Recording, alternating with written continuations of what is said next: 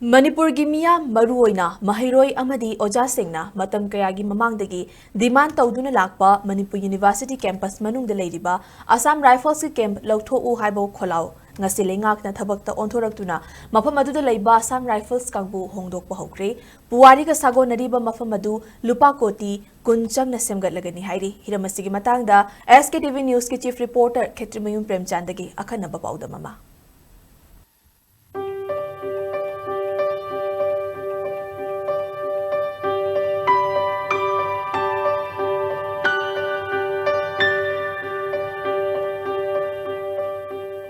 Ngasi November ki tang kuntra si Manipuri oina puari oirokadaba tungda lakadaba miro singna ngasi ki numit asibu ningsing hogodaba numit amori maru oina Imphal manungda leiriba inak nakna miyam hojik ubiriba si kogi Manipur University campus manungda leiba Louthokle gi ching haina khangariba mathakasida mamangda Louthokle Palace haidana ningthaugi kubam phawdoi mafam asida akoina changba yarodaba Hojik miyamna ubiribasi ekoigi mafam asida leiriba ningthau palingai manungi haibetare tongan ba structures Assam Rifles matam kuina lesaloroba matungda ngasidagi Manipurgi miyamda sinaba haibetare maru oina mafam asida ekoina nakna leiragasu mafam asi changudabanina ekoigi history ga ekoigi puari ga sagunariba tongan ba structures aduga ningthau lerma mafam asi miyamna kauthoknarubagi tanja kaya aikon thengnakhi adubu Manipurgi puari da haibetare Ningthau palingai matamdagi maruoina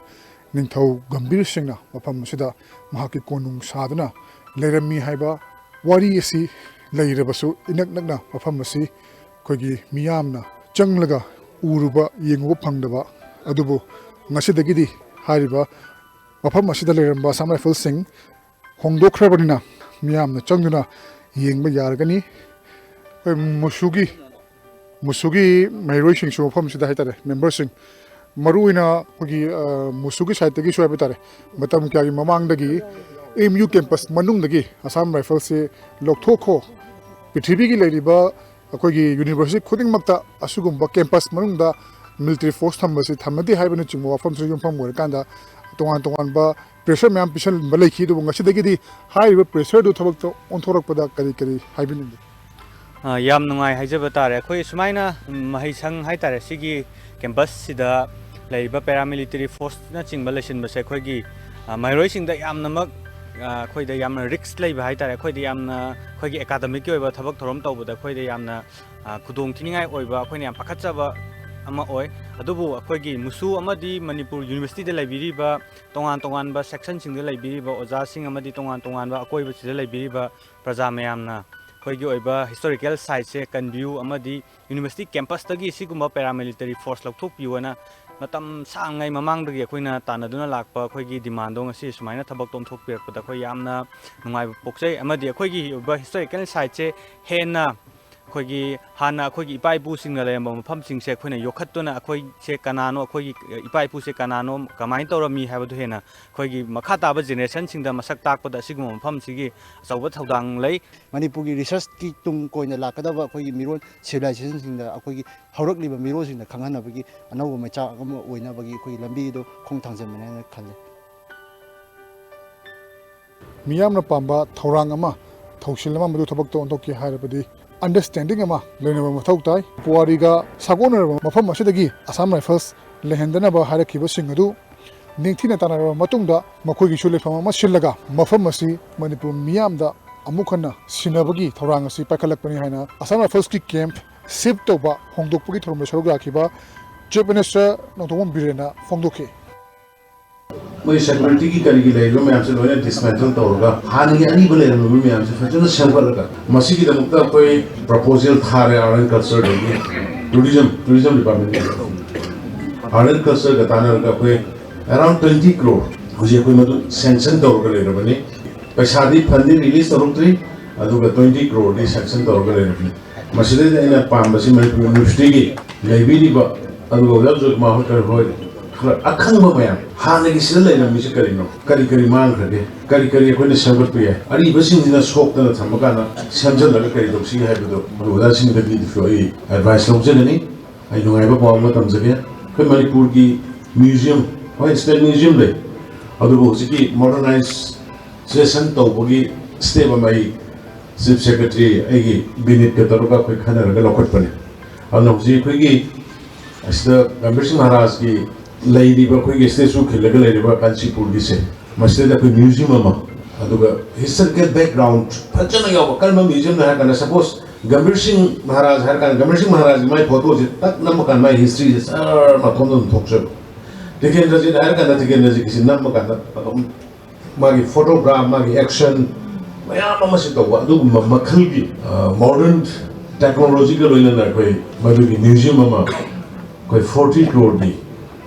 ꯑꯩꯈꯣꯏ proposal ꯊꯥꯕꯅꯤ ꯑꯗꯣ 10 crore sanction ꯇꯧꯔꯦ ꯑꯩ ꯍꯧꯖꯤꯛ chief secretary ꯍꯪꯕꯅꯤ ꯃꯗꯨ ꯌꯥꯝ ꯊꯨꯅ ꯁꯥꯕ ꯍꯧꯔꯅꯤ ꯃꯗꯨ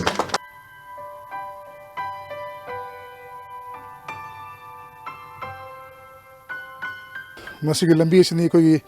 MU ꯀꯝꯄ꯭ꯂꯦꯛꯁ ꯃꯅꯨꯡꯗꯒꯤ ꯐꯥꯎꯔꯀꯥꯟꯗ ꯑꯩꯈꯣꯏꯒꯤ ꯑꯁꯥꯝ ꯔꯥꯏꯐꯜꯁꯅ ꯂꯩꯔꯝꯃꯤꯕ ꯃꯐꯝꯁꯤ ꯌꯧꯔꯛꯈꯤꯕꯒꯤ ꯃꯐꯝꯁꯤ ꯑꯗꯨꯕꯨ ꯍꯥꯏꯔꯤꯕ ꯑꯩꯈꯣꯏꯒꯤ ꯄꯨꯋꯥꯔꯤꯒ ꯁꯥꯒꯣꯟꯅꯕ ꯃꯐꯝ ꯑꯁꯤ ꯊꯥꯗꯣꯛꯑꯝꯃꯀꯥꯟꯗ ꯍꯥꯏꯕ ꯇꯥꯔꯦ ꯑꯁꯥꯝ ꯔꯥꯏꯐꯜꯁ ꯀꯥꯡꯕꯨꯁꯤ ꯁꯣꯝꯗ ꯂꯩꯔꯤꯕ ꯑꯩꯈꯣꯏꯒꯤ ꯆꯤꯡ ꯄꯔꯦꯡ ꯃꯊꯛ ꯑꯁꯤꯗ ꯁꯤꯞ ꯇꯧꯔꯒꯅꯤ ꯍꯥꯏꯕ ꯇꯥꯔꯦ ꯑꯗꯨꯅ ꯃꯈꯣꯏꯁꯨ ꯍꯥꯟꯅ ꯃꯅꯤꯄꯨꯔ ꯌꯨꯅꯤꯚꯔꯁꯤꯇꯤ ꯐꯥꯎꯔꯒ ꯆꯪꯉꯝꯕ ꯑꯗꯨ ꯃꯁꯤꯗꯒꯤꯗꯤ ꯍꯥꯏꯕꯗꯤ ꯃꯈꯣꯏꯅ ꯁꯤꯞ ꯇꯧꯈ꯭ꯔꯕ ꯃꯇꯨꯡꯗꯒꯤꯗꯤ ꯑꯁꯣꯝ ꯅꯥꯀꯟꯗ ꯍꯥꯏꯕ ꯇꯥꯔꯦ ꯃꯅꯤꯄꯨꯔ ꯌꯨꯅꯤꯚꯔꯁꯤꯇꯤꯒꯤ ꯃꯈꯥ ꯊꯪꯕ ꯁꯔꯨꯛ ꯑꯩꯈꯣꯏꯒꯤ ꯆꯥꯖꯤꯡ ꯇꯥꯈꯤꯕ ꯃꯅꯤꯄꯨꯔ ꯌꯨꯅꯤꯚꯔꯁꯤꯇꯤꯒꯤ ꯍꯦꯛ ꯃꯅꯤꯡꯗ ꯂꯩꯕ ꯂꯝꯕꯤ ꯍꯥꯏꯕ ꯇꯥꯔꯦ ꯑꯗꯨꯒꯤ ꯂꯝꯕꯤꯗꯨ ꯃꯅꯤꯄꯨꯔ ꯌꯨꯅꯤꯚꯔꯁꯤꯇꯤ ꯍꯦꯛ ꯃꯈꯥ ꯊꯪꯕꯗ ꯂꯩꯕ ꯂꯝꯕꯤ ꯆꯥꯖꯤꯡ ꯇꯥꯈꯤꯕ ꯌꯥꯕ ꯂꯝꯕꯤ ꯑꯗꯨ ꯃꯗꯨꯗ ꯆꯠꯂꯒꯅꯤ ꯑꯗꯨꯒ ꯃꯁꯤꯗ ꯐꯖꯅ ꯒꯦꯠ ꯄꯥꯜꯂꯒ ꯈꯥꯖꯤꯜꯂꯒ ꯂꯩꯈ꯭ꯔꯦ ꯑꯗꯨꯅ ꯃꯔꯝ ꯑꯣꯏꯔꯒ ꯁꯣꯝ ꯅꯥꯀꯟꯗ ꯃꯅꯤꯄꯨꯔ ꯌꯨꯅꯤꯚꯔꯁꯤꯇꯤꯔꯣꯝꯗꯗꯤ ꯃꯈꯥ ꯇꯥꯅ ꯃꯈꯣꯏ ꯆꯠꯊꯣꯛ ꯆꯠꯁꯤꯟ ꯇꯧꯔꯔꯣꯏ ꯑꯗꯨꯒ ꯌꯨꯅꯤꯚꯔꯁꯤꯇꯤ ꯃꯅꯨꯡꯗ ꯌꯨꯅꯤꯚꯔꯁꯤꯇꯤ ꯀꯦꯝꯄꯁ ꯃꯅꯨꯡꯗ ꯑꯁꯥꯝ ꯔꯥꯏꯐꯜꯁ ꯀꯦꯝꯞ ꯂꯩꯕ ꯍꯥꯏꯕꯗꯨꯁꯨ ꯂꯩꯔꯔꯣꯏ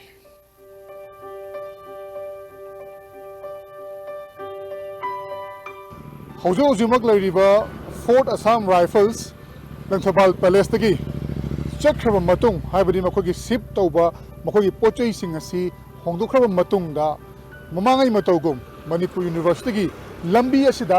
ꯑꯁꯥꯝ ꯔꯥꯏꯐꯜꯁꯀꯤ ꯒꯥꯔꯤꯁꯤꯡ ꯆꯠꯄ ꯎꯕ ꯐꯪꯉꯔꯣꯏ ꯃꯐꯝ ꯑꯁꯤꯗ ꯑꯁꯥꯝ ꯔꯥꯏꯐꯜꯁ ꯆꯪꯉꯛꯑꯔꯣꯏ ꯑꯗꯨꯒ ꯍꯥꯏꯔꯤꯕ ꯂꯪꯊꯕꯥꯜꯒꯤ ꯄꯦꯂꯦꯁ ꯅꯤꯡꯊꯧ ꯂꯩꯔꯝꯃꯤ ꯍꯥꯏꯔꯤꯕ ꯃꯐꯝ ꯆꯤꯡ ꯑꯁꯤ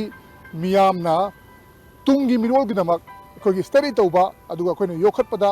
ꯌꯥꯝꯅ ꯆꯥꯎꯅ ꯃꯇꯦꯡ ꯄꯤꯔꯒꯅꯤ ꯑꯗꯨꯕꯨ ꯃꯐꯝ ꯑꯁꯤꯕꯨ ꯌꯣꯛꯈꯠꯄ